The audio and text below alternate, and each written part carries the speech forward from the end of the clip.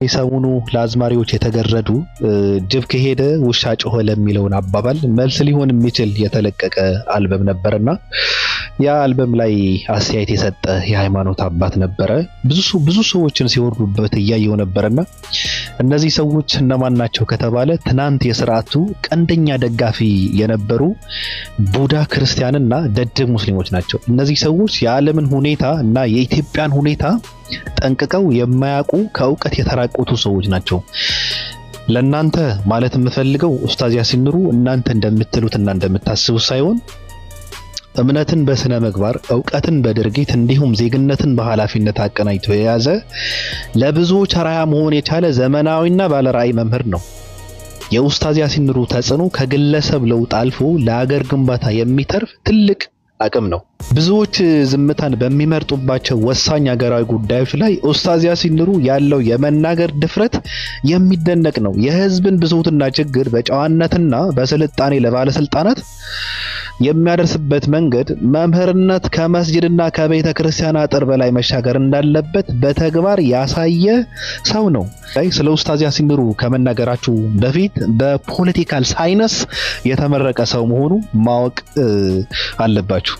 ተስፋ በመቁረጥና በጭንቀት በተሞላ ድባብ ውስጥ የሚገኘውን ወጣት የኡስታዝ ያሲን ኑሩ ትምህርቶች ሁሌም መፍትሄ አመልካችና መንፈስን የሚያድሱ ሰው ከትናንትና ስህተቱ ይልቅ ለነገው ማንነቱ እንዲጨነቅ የሚያደርግ የስነ ልቦና ጥንካሬን የሚገነባበት ጥበብ ያለው ሰው ነው።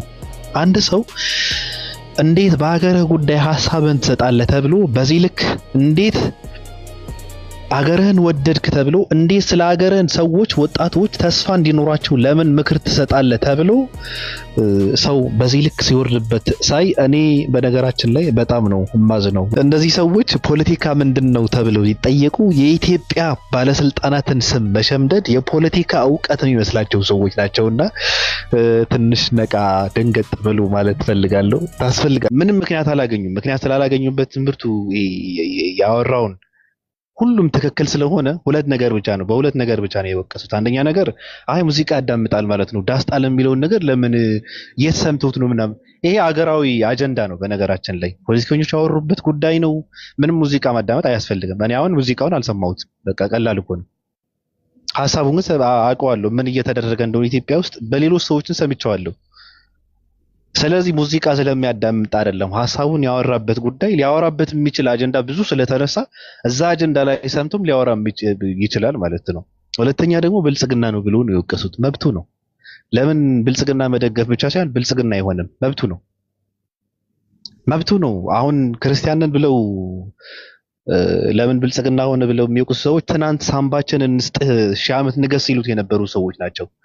ሙሴ ሲሉት የነበሩ ሰዎች ናቸው። አብይ አህመድን ተቃዋሚ መስለው መጥተው ኡስታዝ ያሲን ኑሩን እንትን ለማድረግ የሚሞክሩ ሰዎች ትናንት ቀንደኛ ደጋፊ የነበሩ ሰዎች ናቸው። የሚገርም ነገር ሌሎቹ ተዋቸው። እነዚህ ሙስሊም ነንና ለምን መስጊድ ውስጥ እንደዚህ አይነት ቃላቶች ይጠቀማሉ አሁን የሚሉ ሰዎች ምናልባት እኔ ዕውቀቱም ስለሌለኝ አላቅም፣ ግን ከድሮም ፖለቲካ ነክ ነገራቶችን ስለሚያስተምር እኔ በጣም ነው የምደነቅበት። ሰውየው ለብዙ ዓመታት ነው የማውቀው። ያሲን ኑሩ ወጣ ያለ ትምህርት ወጣትን የሚገነባበት ሞራል የሚሰጥበት የራሱ የሆነ ተስፋ የሚሰጥበት የራሱ የሆነ ክህሎት አለው፣ የራሱ የሆነ ችሎታ አለው። ለዛው በጣም የሚገርም ነገር ነው። ወጣቶች፣ ህፃናቶች እና አረጋውያንን አንድ ላይ ቁጭ አድርጎ እነዚህ ሶስት አካላቶችን እንዲገባቸው አድርጎ ማስተማር የሚችልበት ጥበብ ያለው ሰው ነው። በጣም የሚገርም ሰው ነው። ከዛ አልፎ ደግሞ ሁለቱንም አያይዞ አጣጥሞ የሚሄድ ሰው ነው። ፖለቲካና ሃይማኖት ገብቷል። ከፖለቲካ ለራቀ ዘመናዊ ነኝ የሚል ወጣት የያሲን ኑሩ ትምህርትን አለመቀበል አይችልም። በነገርህ ላይ በጣም የተማረ ሰው ስለሆነ ከሃይማኖት የራቀና ዘመናዊ ነኝ የሚል ሰውም ሊረዳበት የሚችል መንገድም ተጠቅሞ ስለሚያስረዳ የሱ ትምህርት የማይቀበልበት ምንም ምክንያት የለውም። እንደ ሌሎች ድርቅ ያለ ሰው አይደለም። ይሄ አንተን የሚያስረዳበት የራሱ የሆነ ጥበብ አለውና በሎጂክ ነው የሚያስረዳ። ቁጭ አድርጎ በለዛ ትንሽ እያዝናና ነው የሚያስተምረው። በጣም የሚገርም ሰው ነውና እሱን መንካት ኪሳራ ነው። በነገራችን ላይ ሙስሊሙ ብዙ የተጠቀሙበት ክርስቲያኖች አሉ። በነገር ላይ ትምህርቶችን አንተም ታውቀዋለህ። ትውልድ ግብ ሊኖረው ይገባል፣ ዓላማ ሊኖረው ይገባል።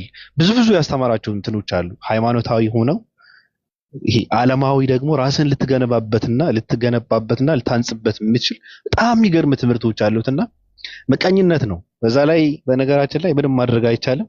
ብልጽግና በሌላ እንትን ፈልጉት እንጂ በዘፈን ብልጽግናን እኔ የብልጽግና በጣም የምጠላቸው ሰው ነኝ። ብልጽግና ልክ ነው። በጣም የምጠየፋቸው ሰው ነኝ እኔ ብልጽግናቸው። ግን ብልጽግና ዘፈንን በመዝፈን እንትን ልታደርገው አትችልም። የት ነበርና ነው ከ8 ዓመት በኋላ አስበዋል? ተቃዋሚ ሆኖ የመጣ እንዳስመሳይ አርቲስት የት ነበር? 8 ዓመት ሙሉ ሰው ሲሞት የት ነበር? አሁን ለብዙ ዓመታት እየዘፈነ በምንድነው እነዚህ አሁን ስለ አረብ ሀገር ያሉ ሴቶች መሬማ ምናምን አሳዝነሽኛል ምናምን ብሎ አስበዋል? ግን ከብዙ ዓመታት በኋላ አሳዘንችኝ ምናምን ብሎ ሲመጣ አስመሳይነቱን እኮ ነው እንትንም በጣም አስመሳይ ነው። ምንድነው አንተ የት ነበርክ ቢባለውን መልሱ ምንድነው? ለምንድነው እንደዚህ ብለ የዘፈንከው? እውነት የኢትዮጵያ ሕዝብ ችግር ውስጥ ስላለ ነው ተብሎ ቢጠየቅ አይደለም፣ እኔ ችግር ውስጥ ስለገባው ነው፣ ብር ያስፈልገኛል ነው በቃ መልሱ፣ አጭሩ መልስ ማለት ነውና መብቱ ነው። ኡስታዝ ያሲን ኑሩ ብልጽግና መደገፍ መብቱ ነው። አገሩን መውደድ መብቱ ነው። ትናንት መስዋዕት የከፈሉበት ሀገር ነው። በቃ የሀገር ባለቤት ናቸው። መብታቸው እንደፈለጉ አድርጎ ማስተማር ይችላሉ። እንደዛ አድርጎ ነው ሲያስተምር የነበረው። ግራኝ አህመድ ድንጋይ ወረወረ መስጊድ ሊያፈርስበት ምናምን እያልክ ያስተማርከውን እያፈረሰብህ ነው። ምንም ማድረግ አይቻልም። በቃ አይቻልም። በቃ ወደ ኋላ መመለስ እኮ አይቻልም እኮ ነው። ከባዱ ነገር የመጨረሻ እንትን ነው የደረሳችሁት። ስለዚህ ዳስ መጣል ያለባችሁ እናንተ ዳስ ጣሉ። ዳስ ጥላችሁ ማልቀስ አለባችሁ። በተለይ ኦርቶዶክስ ነን የምትሉ ሰዎች ማለት ነው። አይመለስም። የትናንቱ የአጼዎችን ስርዓት መጨፍጨፍ፣ መግደል፣ መረሸን የሚባለው ታሪክ አይመለስም። የለም አይመለስም ነው እየተባልክ ያለው። ምኒልክን እያደነቅ ምንም አንድ ደደብ የነበረ ሰው ኢትዮጵያን ገነጣጥሎ ያለ ባህር በር ያስቀረሰውን እያደነቅ እነ ግራኝ አህመድ አሸባሪ ነው ብለ የኛን አይምሮ መርዘህ በርዘህ በዛ ልትቀጥል አይቻልም። በቃ አይቻልም ነው እየተባልክ ያለው። ትምህርቱ ታሪኩ መታደስ አለበት እየተባልክ ነው። ወደድክም ጠላህም ትቀበለዋለህ። ወደድክም ጠላህም የኢትዮጵያ ታሪክ ይሄ ኦርቶዶክስ ነው የገነባችው ኢትዮጵያ አሁን የሚባለው ይፈርሳል። ፈርሰዋልም። እሱም ነው እያፈረሱ ያሉት። ስለዚህ እሱ እንዳይፈርስ የብልጽግና ደጋፊ ናቸው። ብልጽግናም ገዳይ ነው። ይሁን የት ነበርክ? ትናንት ስትደግፈው የነበረ ነው እኮ ብልጽግና። እናንተ ያገነናችሁትን ሰው ነው፣ እናንተ ያገነናችሁትን ስርዓት ነው ብልጽግና። በቃ ገዳይም ከሆነ መግደሉን መቋደስ ያለባችሁ እናንተ ናችሁ። እንደውም እኔ ደስ ይለኛል እናንተን ቢረሽናችሁ ደስ ይለኛል። አይ ደስ ይለኛል። ትናንት ሳምባይ ሺህ ዓመት ንገስ ስትሉት የነበረ ሰው አሁን መጥተ ተቃዋሚ ማን ነው? ትናንት የት ነበራችሁ እናንተ? አስመሳይነት ነውና ብናወራው እኮ አያልቅ። ያልከው ነገር በሙሉ መስማማበት ምንድነው መሰለህ? እውነት ለኢትዮጵያ ከሆነ ለኢትዮጵያ አንድነት ከሆነ ይሄ ሰው እያሰበ እየተጨነቀ ያለው ከዚህ በፊት የተነሱ ጉዳዮች አሉ ብዙ። ለምሳሌ ስለ ሚኒሊክ ተነሳ። የሚኒሊክን ምን አደረገው? ቤተ መንግስቱ የሚኒሊክ ቤተ መንግስት ተብሎ የሚጎበኝ አደረገው። ስለ አባይ ከሆነ አባይን እንዲገደብ አደረገ፣ ፍጻሜ እንዲደርስ አደረገ። ስለ ኃይለ ሥላሴ ከሆነ እንዲሁ የሚጎበኝ ነገር ተሰራ። እነዚህን ቦታዎች በሚገርም ሁኔታ ከውጭ መጥተው ራሱ ሲጎበኙ ይሄ ዘፋኝ አንድኛውንም ሄዶ አልጎበኘም። ኢቭን አባይን እንኳን ሄዶ ብዙ ሰዎች እንትን ያሉ ያንን እንኳን አላደረገም። አላማው ለዛ የዘፈነው አባይን ያነሳው ሚኒሊክን ያነሳው ለኢትዮጵያ ተቆርቆሮ ከሆነ ለነሱ ማስታወሻ የተሰሩትን ነገሮች እንኳን ቢያንስ እውቅና መስጠት አለበት። ያን አላደረገም። ይሄን ሳያደርግ ለኢትዮጵያ ሳይሆን ምንድነው እንዳልከው በዛ ባጼዎቹ ስርዓት ውስጥ እንዲመለስ የሚፈልጉት አካላት እነሱን ማስለቀስ ነው አላማና ግቡ ማለት ነው። ይሄ ደግሞ ለሀገር ግንባታ የሚጠቅም አይደለም፣ አንድነትን የሚያመጣ አይደለም፣ የሚከፋፍል ነው። ስለዚህ ምን ይሁን ነው? አሁንም ተጋደሉ ነው ወይስ ምንድነው አላማው? ሲጀመር ዳስ ተጥሎ ሰርግ ነው እንጂ ዳስ የሚሰራው ለሰርግ ነው እንጂ ድንኳን ነው አይደለም እንዴ? ለቅሶ ለምናምን ከሆነ ይሄን ሁሉ እንትን አይለውም። ራሱ እንዳዋቂ ይታያል እንጂ ከበፊት ጀምሮ እንትኖቹን ስታያቸው ራሱ በዛ ደረጃ የሚሄዱ አይደሉም።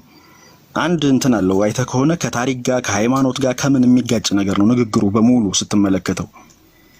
አንድ እንትኑ ላይ ከበፊቱ ጀምሮ ሲታይ ምንድነው ከአፈር የፈጠርካት ነፍሴ ናት ብቸኛ ያስብክልኝ ካለች በልስጠኛ ይላል። አንድ እንትኑ ላይ ግጥሙን ነው እኔ ሙዚቃውን ሳይሆን አሁን ግጥሙ ላይ ነኝ። የሙዚቃ መሳሪያውን አይደለም ግጥሙ።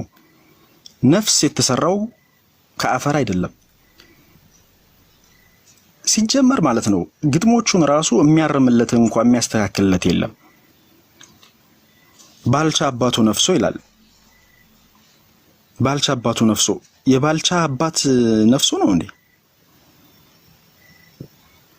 ይሄንን እንኳን በትክክል መናገርና ታሪኩን እያዛባ በዚህ መንገድ የሚሄድ ሰው አሁን ደግሞ ዳስ ብሎ አልቅሳለ ነው። ዳስ ላይ አይለቀስም። ዳስ ሰርግ ነው፣ ድንኳን ላይ ነው የሚለቀሰው። ይሄን ነገር ሁሉ ማስተካከል ያልቻለ ሰው ነው። ሁለተኛ ትልቁ ነገር ግን ምንድነው? የሱ ዓላማና ግብ አንዲት ናት። ያቺን ስርዓት ትመለስ ነው። ያቺ ስርዓት ትመለስ ነው። ያቺ ደግሞ አትመለስም መቼም። እዛው መቃብር ሄዶ ይፈልጋት እንጂ እሱ ይሄዳል እንጂ ወደ እነሱ አይመጡም።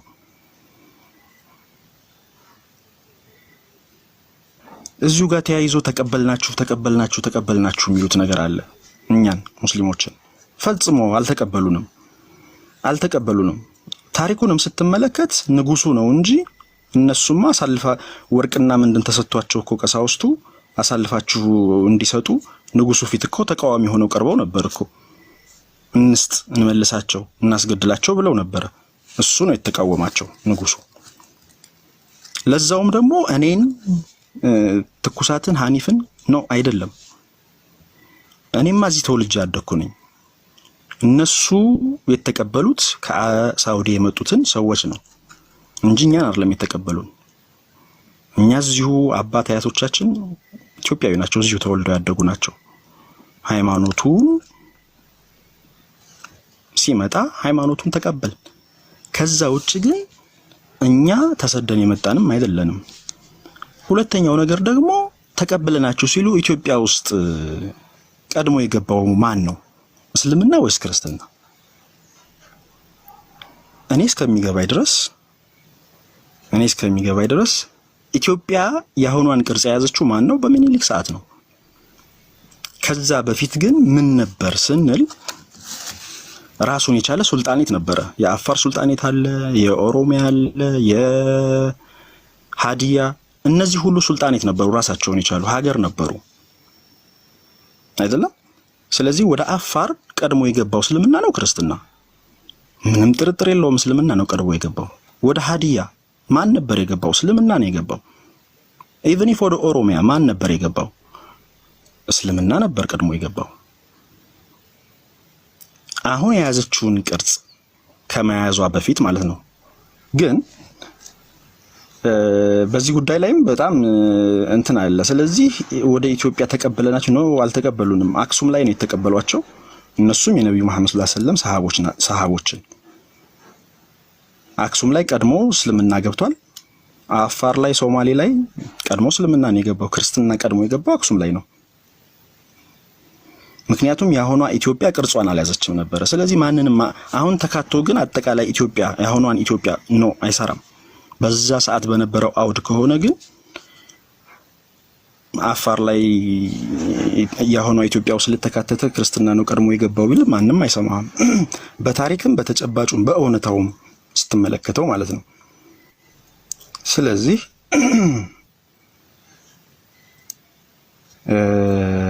ማንንም አልተቀበለም። ሁለት የአጼዎቹን ስርዓት ደግሞ ናፋሉን አዲስ መጽሐፍ ወጥቷል። እስልምና በኢትዮጵያ ከቅድመ ክርስቶስ እስከ ዛሬ የሚል አንብቧል። እሱን ጋብዣለሁ። እኔ አብዱልጀሊል ነው የአብዱልጀሊል ሻሊ ካሳ ከበሩ ላሳየው። አብዱልጀሊል ሻሊ ካሳ አዎ፣ የሚገርም መጽሐፍ አውጥቷል። ትክክል ጃ ታንኪው። ክፈተውና አሳያቸው። ላሳየው ጀመረኔ እንደዛ ብዬ ነው ማምነው። እስልምና በኢትዮጵያ ቅድመ ክርስቶስ ይላል። ከቅድመ ክርስቶስ እስከ ዛሬ ትልቁ ላይ አድርገው እስኪ ዳጊ ካለ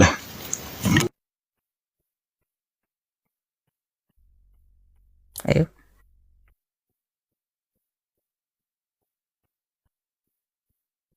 ቅድመ ክርስቶስ ከዛሬ እና ይሄ ያለ መጽሐፍ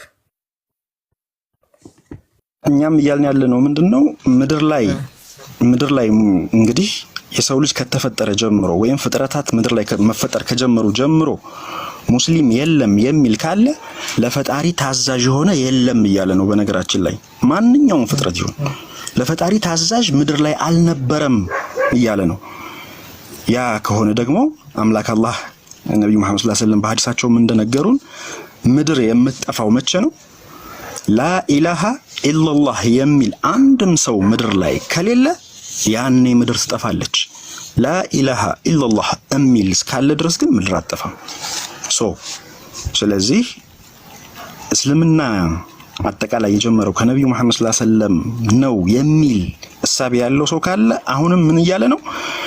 ከነብዩ መሐመድ ሰለላሁ ዐለይሂ ወሰለም በፊት ለፈጣሪ ታዛዥ የሆነ ፍጥረት የለም ነበር እያለ ነው። ስለዚህ በዚህ መንገድ ተረዱት። ጃዬ ቀጥል።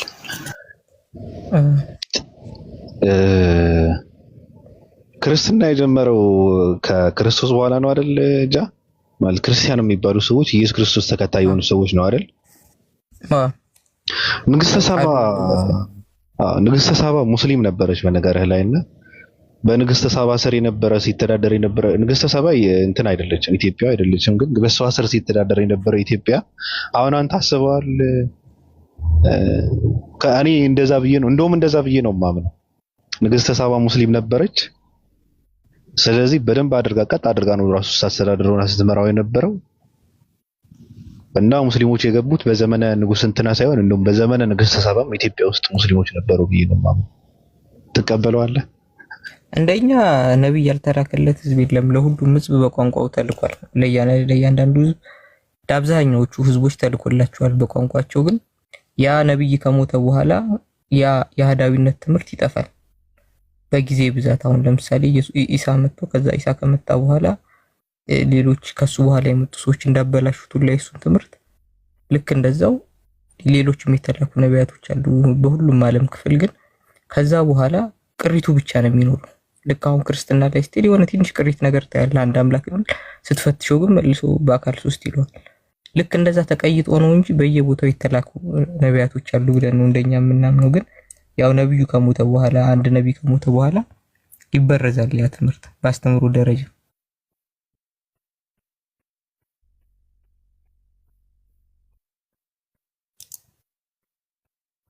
እና ሊኖር ይችላል የኢትዮጵያም ነብይኛ አልነበረም ድምድማት ዳጊ በነገርህ ላይ ክርስትና ኢትዮጵያ ውስጥ የገባው በአራተኛው ክፍለ ዘመን በዘመነ ኢዛና እንትን ነውና አንድ በነገርህ ላይ ኢትዮጵያ ውስጥ ክርስትና እንዲስፋፋ ያደረገ አንድ ፊርሚናጦስ የሚባል ሰሪያዊ ሰው ነውና ኢትዮጵያውያን ሁሉ አይደሉም ያስፋፉት። ከዛ በኋላ ነው አይ እንደዛማ ከሆነ እናስፋፋው ብለው አብርሃ ወአጽብሃ የሚባሉ ሁለት ወንድማማች ነገስታት ነው ኢትዮጵያ ውስጥ ራሳቸው የሃይማኖት አባቶች ራሳቸውም የፖለቲካ መሪዎች ሆነው ኢትዮጵያን ያስፋፉት እነዚህ ሁለት የፖለቲካ ሰዎች ናቸው። አሁን ጻድቅ አባቶች ተብለው ነው እንትን የሚደረጉት ክርስትና ያስፋፉ ተብለውና በአራተኛው ክፍለ ዘመን ነው ወደ ኢትዮጵያ የገባው ክርስትና። ስለዚህ እንደዛ አድርገህ ነው መውሰድ የምትችለው። ቅድም ግን ሐኒፍ ኢትዮጵያዊ አይደለም ምንድነው አረብ አይደለም ነው ያልከው? ያ ባቢ ኢትዮጵያዊ ነኝ ነው የምልህ። ይሄ ከእንትን የመጣው የሚሉት ነገር አለ አይደለ? እኔ ኢትዮጵያዊ ነኝ። ስለዚህ የኔ ማያቶች ጭምር የተቀበሉት ነው እኮ። አይ እኔ እንደዛ ኢትዮጵያዊ የሚባል ሰው አለ እንዴ? ቴንክ ዩ። እሱ ላይ እንስማማ ብለን ነው አሁን 100 ምናምን ዓመት ሀገር ሰርተን ካደን ነው እንስማማ ብለን ሳይሆን አሁን ኢትዮጵያዊ አረብ አይደለሁም ብለህ ለመከራከር እኮ ኢትዮጵያዊ ነኝ ማለት አይጠበቅብህም። በነገርህ ላይ ኢትዮጵያ ውስጥ አረብ አይደለሁም ብሎ ሊከራከር የሚችል አንድም ሰው የለም። ደሙን መቼ ያስመርምሮት ነው ከየት እንደመጣ።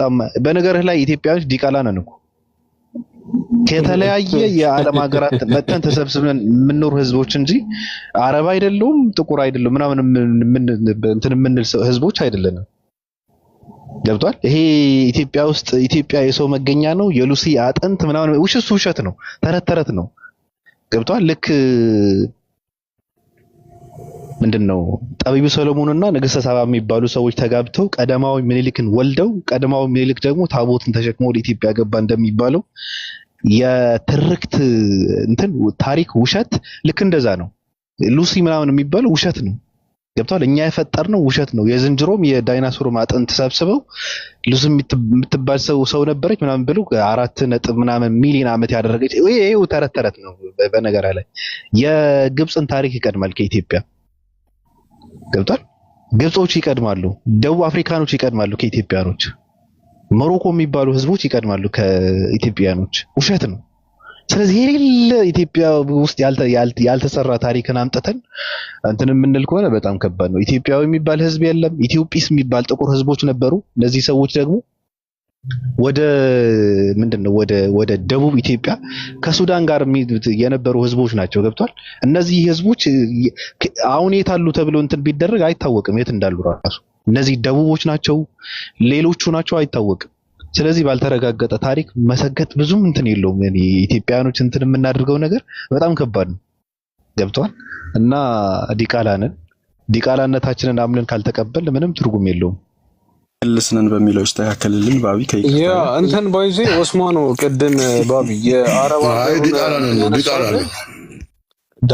ዳጊ እንዴት ነህ? የአረብ ሀገሩን እንትን ያመጣውልህ ማለት ነው ባቢ።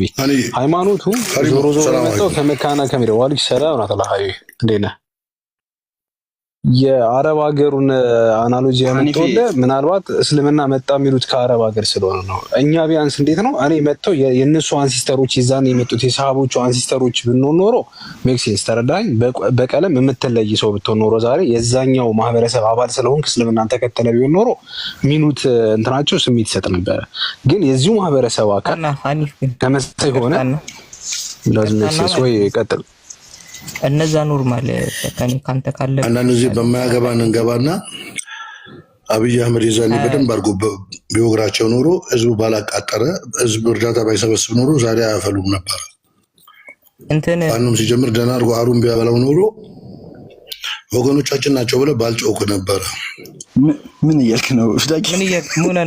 ወላሂ ለምስሩዝ ማን ይቆይ አንተ ተክረው ሸይአን ፈወ ኸይሩን ለኩም አንተ ትሂቡ ሸይአን የሚለው ነገር የባብ ልቡ ነው አይደል? አላህ ያውቃቸዋል አለ ድራሻቸውን ቢያጠፋቸውስ ምን አገባኝ?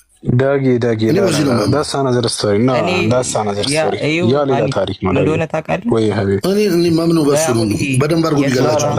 እናወራለን። ገባ? ይሄ ሃይማኖት አይደለም አይዲያ ነው። እናወራለን። ግን ዳጊ ጃና እናቆርጠው የሳባ የሰለሞን ዘሮች ተብሎ አሁን ገዝተው የተተካኩ ገዙ አይደል?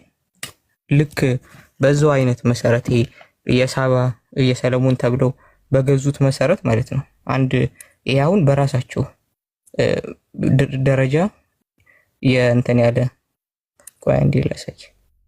እኔ አሁን ሂስትሪን የተማርኩት በራሳቸው ደረጃ ይሄ በኃይለ ሥላሴ የታተመ መጽሐፍ ነው። አሁን እዚህ ላይ ግን እኔም ብቻ ነው የማይሰማው። በታሪክ ደረጃ እሰማለሁ ሀኒፍ እኔ ጋር ትሰማለህ። ወሎን ማለት ነው እስከ ንጉስ ሚካኤል እስኪቀየር ድረስ ወደ ክርስትና ያስተዳደሯት አህለል ቤቶች ናቸው። ከሐሰንና ከሁሴን እንመጣለን የሚሉ ይሄን ታውቃለህ ሀኒፍ? እኔ አሁን ስለሌላ አካባቢ አላውቅም። እኔ አሁን ዲቴል አላነበብኩም እንጂ ያሳውቃለሁ። በነገራችን ላይ ይሄ አሁን ያልከው ታሪክ አሁን የሚባለው ኮምቦልቻ ላይ አለ። አላውቅም ሌላ ቦታ ኮምቦልቻ ላይ በቃ እኔም አንተ የሚተወለድንበት ቦታ ላይ አሉ በትክክል እንትኖቹ ማለት ነው። የሐሰንና ሁሴን ዘር ከነብዩ መሐመድ ሰለላሁ ዐለይሂ ወሰለም የመጣ ዘር ነው የሚል አሉ። ኢቭን ስቲል ነው አሉ ኮምቦልቻ ላይ ራሱ። እዚህ ጋርም በዘር ደረጃ አስቀምጠዋቸው ሲገዙ የነበሩት አልቀበለም አገሩ ሲሆን ነው እንደ ወደዛ ነው። ከዛም በፊትም አያት ያሉት ሲገዙ ነው የኖሩት። ኢትዮጵያ ውስጥ በእስልምናም ደረጃ ነግሰው ነው የኖሩት ነው ባላባት ነው የኖሩት ንጉስ ሚካኤል እስኪቀየር ድረስ። አሁን ያ ተወልጄ ያደኩበት አካባቢ ላይ የእስልምና ነገስታቶች ነበሩ፣ ራሳቸውን የቻሉ ነገስታቶች ማለት ነው። ኖርማል ራሱን የቻለ ስርወ መንግስት ነበር። በኖርማል ከነ ቴዎድሮስም ጋር ከምናምንም ጋር እነሱ ይደልባቱ አክቷል። ራሱን የቻለ ታሪክ አለው። ይሄ ደግሞ በራሳቸውና በኃይለ ሥላሴም ጊዜ የታተሙ መጽሐፎች አሉ። አሁን ካሳየውህም በፊት ደግሞ የታተመ ይሄኛው 1928 የታተመ ነው። ከዛም በፊት የታተመ 1912ም ላይ የታተመ ሌላ መጽሐፍ አለኝ። ሁለቱም ላይ ያለና በአጼዎቹ ከመግደል ከምናምን አንፃር ከሆነ ቴዎድሮስ በጣም ብዙ ሺህ ቄሶችና እንትኖች ገድሏል ታውቃለህ አይደል? ዲያቆናቶች እና እንዳጠቃላይ ካራክተራቸው የመጨፍጨፍ ነበር። እኔ ካሁኑ ነገር ጋር ለማያያዝ ሳይሆን ግን ለኦርቶዶክስም ለሙስሊምም እንዳጠቃላይ የሚመለሱ አልነበሩ። ነክሶ ከመግዛት አንፃር ግን ከሆነ ሁለቱም ነክሰው ገዝተው ነበር። አሁን ይሄ እነዚህኞቹ እንትን የሚለውን ይሄ ከሰለሞን ዘር የመጣን የሚለውን ይዘው እንደ ፖለቲካ አቋም እንደገዙት ሁሉ እነዚህኞቹ ማህደል ቤቶች ነን ብለው በደንብ ገዝተዋል። አሁን ኖርማል ወሎ ላይ ብትመጣ ሙሉ የወሎ ነገስታቶች ንጉስ ሚካኤል እስኪከፍር እስካለው ጊዜ ድረስ ከዛ በፊት የነበሩት እና ዑመር ወላስማም መጀመሪያ ከዛም በኋላ የዑመር ወላስማም ምትኮችም እያሉ የመጡት ገዢዎች በአጠቃላይ ህልል ቤቶች ነበሩ፣ በትክክለኛ ዘራቸውን የሚነግሩ ማለት ነው። እና እንደዛ ነው ኢትዮጵያ ላይ የሃይማኖት ፖለቲካ በሁለቱም መንገድ ሲዘወር ይኖር ነው። እሰማለሁኝ አኒ አዎ በደንብ ትሰማለህ። ጃ ሳይኮ ነው ትልቁ ታሪክ ምርጥ ኤክስፕላኔሽን ነበር። ቅድም እኮ አንድ ምሳሌ ሰጥቼ ነበርኩ ሰምተህ ከሆነ የኔ ትልቅ ወንድም ኦርቶዶክስ ክርስቲያን ነው፣ በአባት የምንገናኘው። እሱን ኢትዮጵያዊ ብለው እኔን ኢትዮጵያ አይደለህም ስደተኛ ነህ አሉኝ። ሀውካም እንዴት ይመጣል? እንዴት ብሎ ይገጥምልሃል? እንደው ይሁን ቢባል ራሱ ማለት ነው በምን ሎጂክ? እሱ ኦርቶዶክስ ስለሆነ ኢትዮጵያዊ ነው፣ ከአንድ አባት ነው የተወለድ ነው። እሱ ኦርቶዶክስ ስለሆነ ኢትዮጵያዊ፣ እኔ ሙስሊም ስለሆንኩ ስደተኛ። ሀውካም የሚሄዱበት አካሄድ ራሱ ስህተት ነው እኮ በቃ ምንም ከምንም አንፃር ራሱ የሚያስኬድ አይደለም። ይሄ ታሪኩን እውነታውን ምናምን ከምንም አንፃር እስኪ እንደው በምን መስፈርት ይሄንን እንዲገጥም ታደርገዋለህ?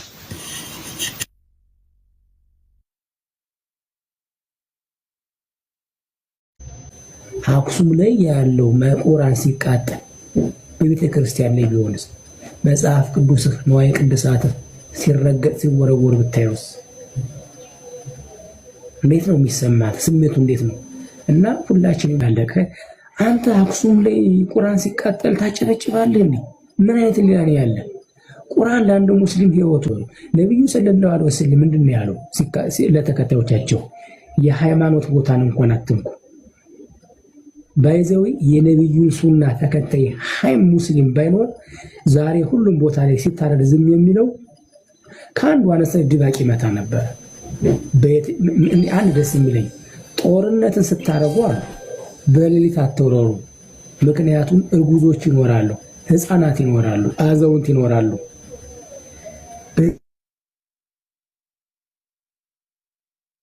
በጨለማ እንኳን ስትወሩ ዛፍና ያሉና መተባበር አለብን።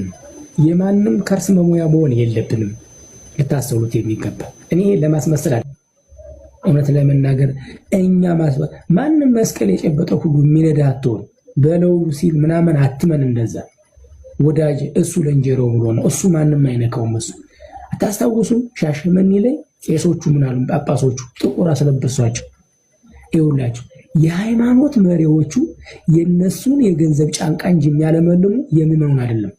በቅርብ ጊዜ ተነሷሉ፣ ጥቁር ልበሷሉ በስልጣናቸው ስለመጡ። በኋላ ግን ሰው ረሱት። ሻሸመኔ ከ40 በላይ ሰው ሞተ። ማንም ሰው ለራሱ ከዛ የታገዱት ጳጳሶች ምን ታውቃላችሁ? ለሳምንት ታገዱ። ምን አሉ? ቅማል በላን አሉ። እንግዲህ ያሰቡት እነዚህ ሰዎች ለሳምንት ልብስ አጥተው ነው አላጡ። ፖለቲካ ነው ሃይማኖት እና መንቃት አለብን። በተለይ ስፔሻሊ እኛ ወጣቶቹ ይሄንን ህዝብ ማንቃት አለብን። ታዋርነ ዝም ብለህ በየግሉና አትሰዳደብ። የሚሳደብን ሰው አትስሙ። ጥለው እኛ እናሸንፋለን። እኛ እንደነሱኛ አፋለን እናገራለን። ፈጣሪ ይመስገን የመግባባት ኃይል አለን። ሰዎችን እናግባባለን። የተግባቦት ችግር የለብንም። ነገር ግን እኛ አንድ መሆን አለብን። እስከመቼ የመሪያ ሰው ነው? ሰው ከወንድ በኋላ ነው ሃይማኖት የሚቀጥለው። ማንም የሚጠቀም የለም። የሚጠቀም ከኛ ሞት የሚያተርፈው ፖለቲከኛ ብቻ ነው። ፖለቲከኛ ብቻ ነው ከኛ የሚጠቀመው። የምሬ ነው። እና ሁላችንም እኛ ወጣቶች ነን። እውነቴን የምላችሁ ይህን ተሳዳቢ አጥረግርገን ዳርና ሲዘዋለን። ይሄ ቁርአን እየገለጠ ሰውን የሚያዋርድ እመኑኝኛ አንድ ትሆን የነሱን ድምፅ ማጥፋት እንችላለን። ይኸውላችሁ ህግ ምን ታውቃላችሁ? ህግ ምን ታውቃላችሁ? ጥቂቶቹ ለብዙዎቹ ይገዛሉ። በቃ ትክክል እንደምትሉ በጣም እናመሰግናለን። የእውነቴን ነው። ከተበደይ ጎና ፖለቲካ ሳተከለ የሚባል ነገር የለም። በምንም ይሙት በምንም የሞተው ወገንህ ነው። አለቀ። ለቢው ብሎ ሞቶ በአደባባይ በሚያቀረሸው ነገር ላይ አንሸወድ። ይህንን ቲክታኩን እኛ ለብዙ ነገር እንሰራበታለን እና አንድ መተባበር አለብን እንደ ወጣት።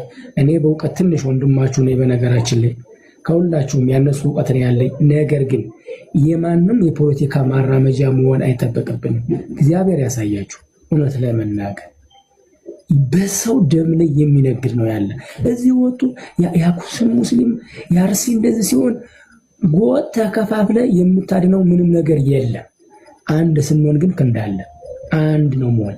ሃይማኖቶች ይከበሩ። ነብዩ ሰለላሁ ዐለይሂ ወሰለም እና በደንብ አንድ መሆን አለብን ሁላችንም።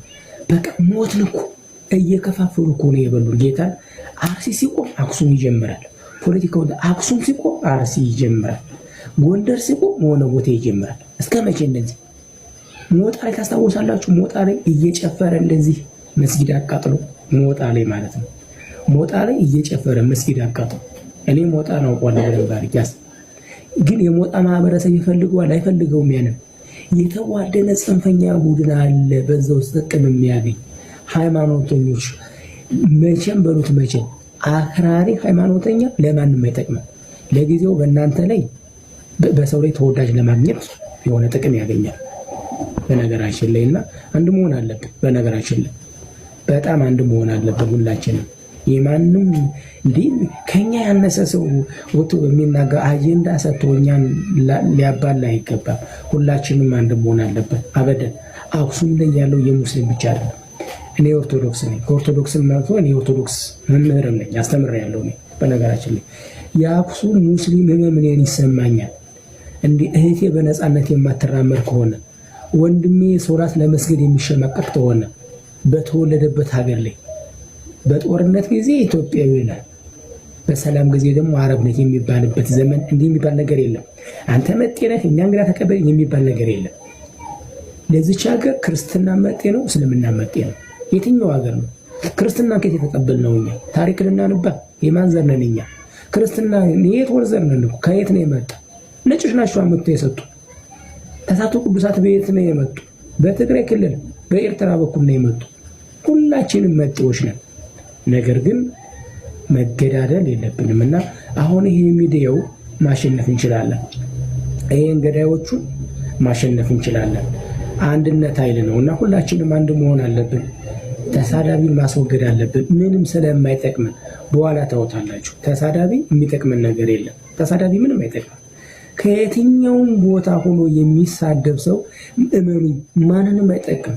እኔ ልንገራችሁ፣ አትማሩም? ትንሽ በትግራይ ጦርነት አስተውሉ። ትምህርት ውሰዱ። ባይዘው ሁሉም ሰው ቆረጠው ፍለጠው ወጣ። እንደ ጌታቸው አሰፋ አብይን የሰደባለ ዛሬ አብይ አህመድና ጌታቸው አሰፋ በአንድ መውሰብ ይበላሉ። ዛሬ ግን የጌታቸው አሰፋ ጠባቂ ቁስሉ ያልደረቃል።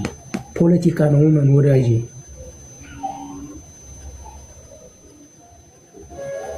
አያችሁ አይደል? ጌታቸው አሰፋና አብይ አህመድ በአንድ መውሰብ ይበላሉ ወዳጅ። እንዲያ ሲሆኑ ዛሬ ግን ልጇ ሞቶባት ከነገ ከዛሬ ይመጣል እያለች በርበሩን የምትይናታለች። ፖለቲካ ነው። የማንም መጠቀሚያ መሆን የለብንም። እንዴ እኛ ቦይዎች መሆን የለብንም። ወጣት ነን፣ ያነበብን ነን። ሚዲያው በእጃችን አለ፣ እንጠቀማለን። ይህን ነገር በጣም መጠቀም አለብን። ዛሬ ልንገርህ፣ እኔ እናንተ ብንጋደል የአንድ ቄስ ልጅ የጳጳስ ልጅ ሻሸመኔ ላይ ውጡ አሉ። ወደ 40 ሰው ምናምን ሞት። እነሱ ስልጣን ያዙ።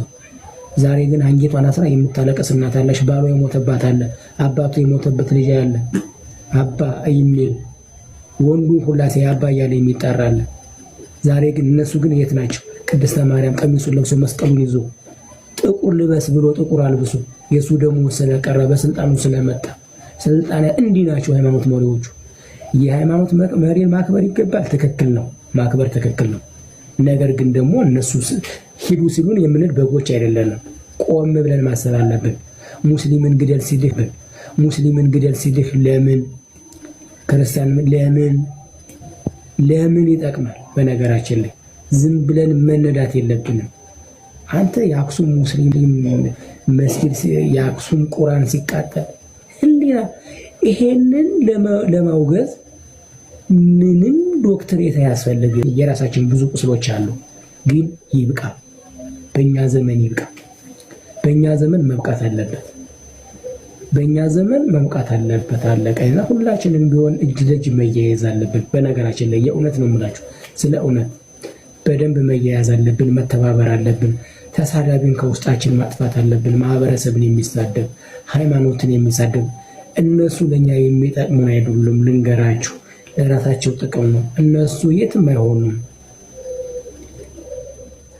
አርስ እንዴ ወሎ ላይ ጉትን ላይ የታረደ ሙስሊም እኮ ነው። ጉትን ላይ የታረደ ሙስሊም ነው።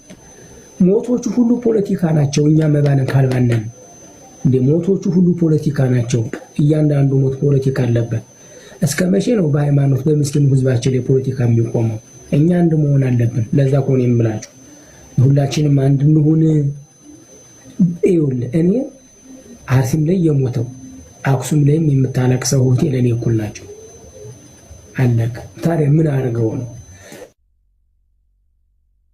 ሰይፍ አንስተው ተኩሰው ነው? መንግስት ገልብጠው ነው? ምን አድርገው ይመስላችኋል? ሰው አንተ እኔ ላምልክ ቦታ ይሰጠኝ ላለ ሰው ላይ አንተ ዛቻ ይዛታል። እና ግን ይህን ነገር የምናስቆመው አንድ ስንሆን ነው። ማንኛውም ነገር አንድነት ኃይል ነው። አንድነት ኃይል ነው። አንተ ተከፋፈል። እዛ በየምትሰሙትን ተውት። ትርክት ብዙ ትርክት አለ። የአፄዎቹ ስርዓት እያለ የሚያስንቱ የአፄ ስርዓት የታለ?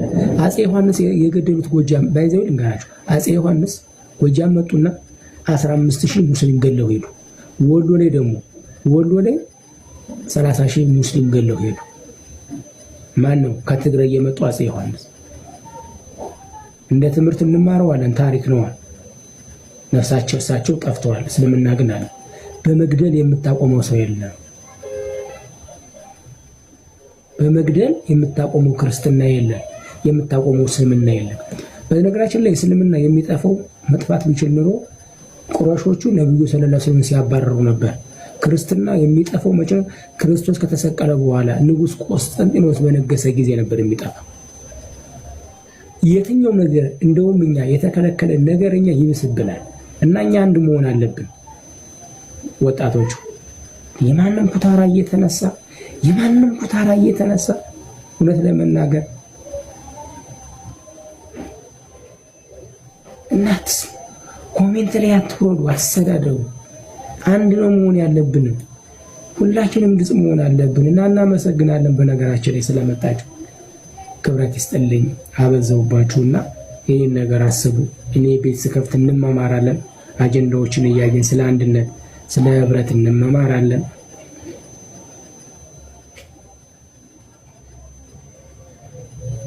መመማር አለብን። ሁላችንም ቢሆን በብዙ ነገር ላይ እኛ መገፋፋት የለብንም። እውነት ለመናገር ምንም የማታውቅ ምስኪን መሞት የለባት። ምንም የማታውቅ ምስኪን ልጇን ለማሳደግ የምታትር ልጁን ለመብላት የወጣ ገበሬ በእርሻ ላይ መሞት የለበትም። አንድ መሆን አለብን። የፖለቲከኛ መጠቀኛ መሆን የለበትም። በእኛ ደም ላይ የማንም ዙፋን መቆም የለበትም። ስለ እውነት ነው የምላችሁ። በእኛ ደም ላይ የማንም ዙፋን መቆም የለበትም። ይበቃል። ሁላችንም አንድ ነው መሆን ያለብን። በእኛ ደም ላይ የምትገነባ ሀገር የለች። በእኛ ደም ላይ የሚገነባ ሀገር የለም። አበደን። አለቀ። ቆም ብለን በጣም ማሰብ አለብን። እኛ ወጣቶች ነን፣ የተማርነን የምንል ሰዎች ነን እና ሁላችንም እጅ አንድነት ነው የሚሻለው።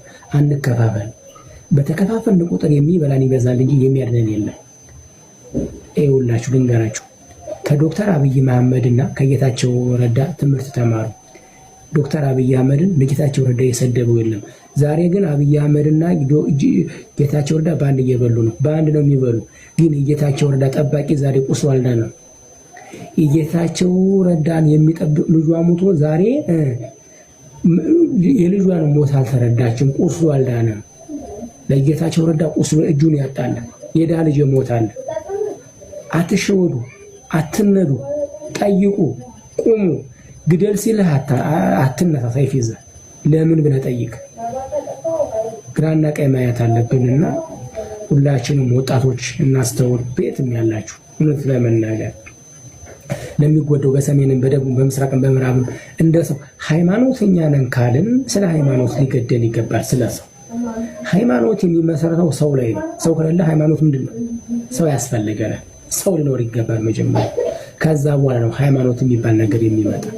መጀመሪያ ሰው ምንድነው ስለ ሰው ክብር ሊገባን ያስፈልጋልና ሁላችንም አንድ መሆን አለብን፣ መተባበር አለብን። በእውነት እናመሰግናለን ሁላችሁንም። ዋው 23